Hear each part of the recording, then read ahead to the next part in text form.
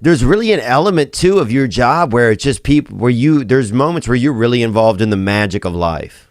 Yes. That's awesome, man. Yeah. It's a lot of fun. I bet that's really awesome. Has there been anybody that's come to see you that's kind of been on their way out of the world, that's leaving life and they wanted to come see Santa one more time? Yes. It's not so much older people, but it is parents who bring their child who has a terminal illness. And I always have a special bell that I give to children like that. And about 8 years ago, I had given one to this little girl. She had spina bifida and some other problems going on. And about, this was early in the season, and probably about a week or 10 days later, the mom comes back, and she's just bawling in tears. And then I realized who she was. And she came back to tell me that her child had died, and she buried her child with that bell that I had given her.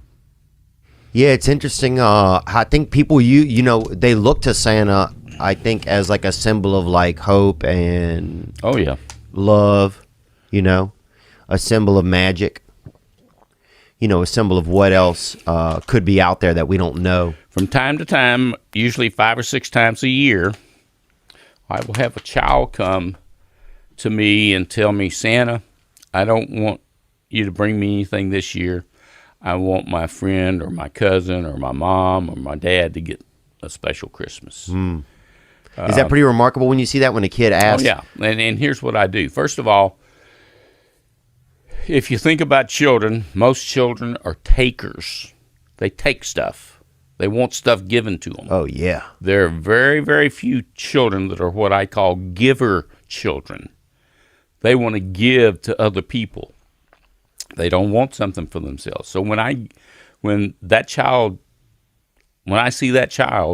and we're done with the visit, I bring the parents in, or the parent if there's only one that came with them.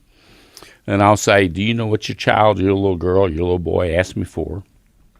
And they'll say no. And I'll then tell them the story of what the child asked me for.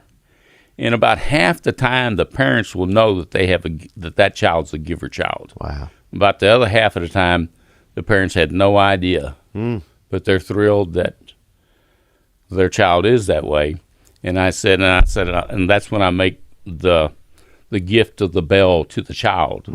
I have the parent and the child there, and I'm explaining to them what's transpired. And I'll tell the child that every time you ring that bell, I'll be thinking about you. Oh, I love that. Yeah. There's something special about just being that, it's almost you're like a middleman for, it's like you're like a middleman for some of the joy that's out in the world. Right. It must feel pretty interesting sometimes. It is. It's a lot of responsibility, but it's gratefully accepted responsibility. Amen. Yeah.